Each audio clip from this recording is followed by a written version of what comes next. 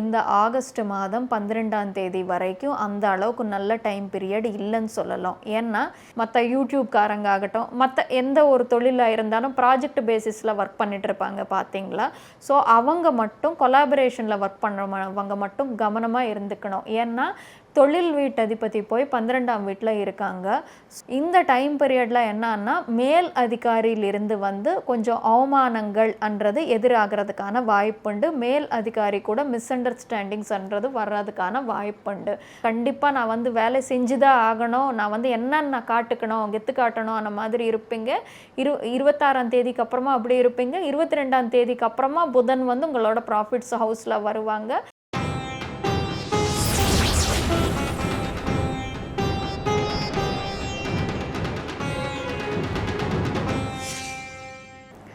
Rudran TV நேயர்கள் அனைவருக்கும் வணக்கம். நான் உங்கள் ஆஸ்ட்ராலஜர் வர்ஷினி. முதல்ல என்னோட தமிழில் தவறுகள், தடுமாற்றங்கள், உச்சரிப்பு தோஷங்கள் இருக்கும். காரணம் என்னோட பூர்வீகம் தமிழ் இல்லை. அதனால என்னோட தமிழில் ஏதாச்சும் குறைபாடுகள் இருந்தால் என்னை மன்னிச்சிடுங்க. இப்போது கன்னி ராசிக்காரங்களுக்கு இந்த ஆகஸ்ட் மாதம் எந்த மாதிரியான பலன்கள் இருக்க போகுதுன்னு சொல்லிட்டு நம்ம பார்ப்போம். கன்னி ராசிக்காரங்களுக்கு பார்த்திங்கன்னா உங்களோட ராசியாதிபதியான புதன் 12ஆம் பாவத்தில் இருக்காங்க. உங்களோட 2ஆம் பாவாதிபதியான சுக்கிரன் புதனுடன் இணைந்து 12ஆம் பாவத்தில் இருக்காங்க.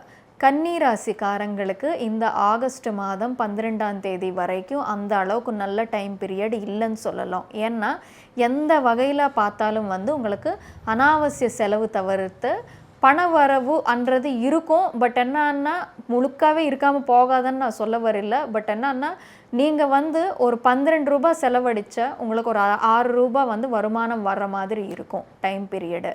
ஏன்னா உங்களோட தொழில் வீட்டு அதிபதியும் புதன் தான் போய் 12ல் உட்காந்துருக்காங்க. நம்ம ஒருத்தருக்கு வேலை பார்த்துட்டு இருக்கும்போது அவங்களுக்காக ஏன் வேலை பார்த்துட்ருக்கோம் சொல்லிட்டு அவங்க எந்த மாதிரி ஆள் சொல்லிட்டு நம்ம தெரிஞ்சுக்கிட்டு வேலை பாருங்கள். ஏற்கனவே கம்பெனிஸு பெரிய பெரிய எம்என்சிஸில் ஒர்க் பண்ணிட்டு இருக்கிறவங்களை பற்றி நான் சொல்ல வரல. பட் ப்ராஜெக்ட் பேஸ்டாக ப்ராஜெக்ட் டு ப்ராஜெக்ட் ஒர்க் பண்ணிட்டு இருப்பாங்க. சினிமாக்காரங்க ஆகட்டும், மற்ற யூடியூப்காரங்க ஆகட்டும், மற்ற எந்த ஒரு தொழிலாக இருந்தாலும் ப்ராஜெக்ட் பேசிஸில் ஒர்க் பண்ணிட்டு இருப்பாங்க பார்த்தீங்களா. ஸோ அவங்க மட்டும் கொலாபரேஷனில் ஒர்க் பண்ணுறவங்க மட்டும் கவனமாக இருந்துக்கணும். ஏன்னா தொழில் வீட்டு அதிபதி போய் 12ஆம் வீட்டில் இருக்காங்க. ஸோ இந்த டைம் பீரியடில் என்னன்னா மேல் அதிகாரியிலிருந்து கொஞ்சம் அவமானங்கள் அன்றது எதிராகிறதுக்கான வாய்ப்புண்டு. மேல் அதிகாரி கூட மிஸ் அண்டர்ஸ்டாண்டிங்ஸ்ன்றது வர்றதுக்கான வாய்ப்புண்டு. அப்படியே பார்த்திங்கன்னா உங்களோட லக்னாதிபதி தனபாவாதிபதி 10ஆம் வீட்டு அதிபதியும் புதன் தான். உங்களுக்கு 2 பேர் சேர்ந்து 12ல் இருக்கிறதுனால நீங்கள் செஞ்ச வேலைக்கு காசு கொடுக்காம போக உங்களுக்கு என்னன்னா அவமானம்ன்றது உங்களுக்கு கிடைப்பதுக்கான வாய்ப்புண்டு. அதனால தான் திரும்பி கவனமாக சொல்லிகிட்ருக்கேன். இந்த டைம் பீரியடில் எந்த ஒரு புது ப்ராஜெக்ட்டு எடுக்காதேங்க. சினிமாக்காரங்க முக்கியமாக கலைத்துறைக்கு சேர்ந்தவங்க இருக்காங்கன்னா புது ப்ராஜெக்ட்ஸ்ன்றது இந்த டைம் பீரியடில் எடுத்துக்காதேங்க. 22ஆம் தேதிக்கு அப்புறமா பண்ணுங்க, அது பிரச்சனை இல்லை. ஏன்னா உங்களோட 2ஆம் பாவம் தனபாவம். அப்படியே பார்த்திங்கன்னா அது துலாம் ராசி, உங்களோட பணத்துக்கு சம்மந்தப்பட்ட ராசி. துலாம் ராசி பார்த்திங்கன்னா ஆர்டிஸ்டிக் சயின்ஸு. ஸோ சினிமா துறையில் வேலை பார்க்குறவங்களுக்கு, யூடியூப் துறையில் வேலை பார்க்குறவங்களுக்கு, அப்படியே பார்த்திங்கன்னா மீடியா ஆகட்டும், இந்த ஒரு கலைக்கு சம்மந்தப்பட்ட எதாக இருந்தாலும் மியூசிஷியன்ஸு, நார்மலி கிளாசிக்கல் மியூசிக்கு, கிளாசிக்கல் டான்ஸு இந்த மாதிரி துறையில் இருக்கிறவங்களுக்குமே சரி இந்த மாதம் 22 வரைக்கும் நல்ல டைம் பீரியடே இல்லைன்னு சொல்லிட்டு நம்ம சொல்லணும். ஏன்னா இது பார்த்திங்கன்னா உங்களோட தனபாவாதிபதி 12ல் இருக்காங்க. ஸோ நீங்கள் ஒரு ப்ராஜெக்ட்ன்றது இந்த டைம் பீரியடில் ஒத்துக்கிட்டு போனீங்கன்னா அது மூலமாக உங்களுக்கு அனாவசிய பண செலவு, அவமானமும், வெட்டியாக வேலை பார்க்குறது தவிர்த்து எதுவுமே உங்களுக்கு கிடைக்காது. அது ஸோ கன்னி ராசிக்காரங்க இந்த மாதம் பொறுத்த வரைக்கும் ஜாக்கிரதையாக இருக்கணும். எப்போவும் இப்படியே இருக்குமான்னு பார்த்திங்கன்னா அப்படி இருக்காது. இப்போது 22ஆம் தேதிக்கு அப்புறமா பார்த்திங்கன்னா உங்களுக்கு புதன் உங்களோட 12ஆம் பாவத்திலிருந்து வக்ர பெயர்ச்சியால் 11ஆம் பாவத்துக்கு வரப்போகிறாரு. அப்போ உங்களுக்கு என்னன்னா வர வேண்டிய பணம் ஆகட்டும், ரொம்ப நாளாக ஸ்டாப் பண்ணி வச்ச பணம் ஆகட்டும், கெயின்ஸ்ன்றது அப்போ உங்களுக்கு நல்லா எதிர்பார்க்கலாம். ஓகே, அப்படியே 2ஆம் பாவாதிபதியான சுக்கிரன் வந்து நீச்சகட்டமாக இருந்தாலுமே சரி 25ஆம் தேதிக்கு அப்புறமா உங்களோட ராசிக்கு வந்துட்டு அவர் நீச்சகட்டமாக இருக்க போகிறாரு. ஸோ 22ஆம் தேதிக்கு அப்புறமா பார்த்தீங்கன்னா உங்களுக்கு கெயின்ஸ் வைஸ் நல்ல டைம் பீரியட் தான். ஆனால் 22ஆம் தேதிக்கு முன்னால் பார்த்தீங்கன்னா அது கெயின்ஸ் வைஸ் வந்து உங்களுக்கு நல்ல டைம் பீரியடே கிடையாதுன்னு சொல்லிட்டு சொல்லலாம். ஃபார் சப்போஸ் நீங்கள் ஒரு இடத்துல வேலை பார்த்துட்ருக்கீங்க, இந்த டைம் 22ஆம் தேதிக்கு முன்னால் வந்து ஒருத்தர் கூட வந்து உங்களுக்கு சண்டை ஆச்சு, மிஸ் அண்டர்ஸ்டாண்டிங் ஆச்சு, ஏன் நான் ₹1 கூட நான் உனக்கு தரமாட்டேப்போ அப்படின்னு சொல்லிட்டாரு, நீங்களும் வந்து கோவத்தில் வந்துட்டீங்க. பட் 22ஆம் தேதிக்கு அப்புறமா பார்த்தீங்கன்னா அவங்களுக்கே வந்து தோணலாம், நம்ம தேவையில்லாமல் வந்து இவங்களே அனுப்பி வச்சுருந்தோம், எவ்வளோ நல்லா வேலை பார்த்துட்டு இருக்காங்கன்னு சொல்லிட்டு.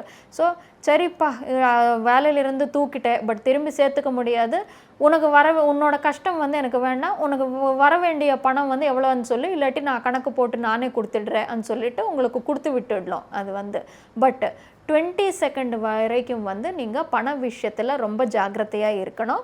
இப்போ உங்களுக்கு 9ஆம் பாவத்தில் வந்து செவ்வாய் இருக்காங்க 26ஆம் தேதி வரைக்கும். ஃபாதர் கூட ஏதாச்சும் சின்னதாக மிஸ்கம்யூனிகேஷன்ஸும் மிஸ் அண்டர்ஸ்டாண்டிங்ஸ் வரலாம். ஏன்னா 9ஆம் பாவான்னு பார்த்தீங்கன்னால ஃபாதருக்கு சம்மந்தப்பட்ட பாவம் அது. ஸோ ஃபாதர் செவ்வாய்ன்னு சொன்னால் நமக்கு ஒரு argumentative planet, fighting planet. So 9ல் செவ்வாய் இருக்கும்போது என்னன்னா உங்களோட எய்தர் உங்களோட ஃபாதருக்கு வந்து இந்த டைம் பீரியடில் கோவம் ஜாஸ்தியாக இருக்கலாம், இல்லாட்டி ஃபாதர் கூட உங்களுக்கே ஒரு சண்டை அந்த மாதிரி நடக்கலாம். பட் 26ஆம் தேதிக்கு அப்புறமா பார்த்தீங்கன்னா செவ்வாய் வந்து உங்களுக்கு 10ஆம் வீட்டுக்கு வர போகிறாரு. தொழிலில் வந்து செம்ம டைம் பீரியடுன்னு சொல்லலாம். ஓகே, மொத்தத்துக்கு பார்த்தீங்கன்னா உங்களுக்கு 22ஆம் தேதி வரைக்கும் கஷ்டம் இருக்கும். இருந்தாலுமே சரி 22ஆம் தேதிக்கு அப்புறமா பார்த்தீங்கன்னா செவ்வாய் வந்து தொழில் வீட்டில் வருவார். எப்படியாவது வேலை பார்க்கணும், கண்டிப்பாக நான் வந்து வேலை செஞ்சு தான் ஆகணும், நான் வந்து என்னன்னு நான் காட்டுக்கணும், கெத்து காட்டணும் அந்த மாதிரி இருப்பீங்க. 26ஆம் தேதிக்கு அப்புறமா அப்படி இருப்பீங்க. 22ஆம் தேதிக்கு அப்புறமா புதன் வந்து உங்களோட ப்ராஃபிட்ஸ் ஹவுஸில் வருவாங்க.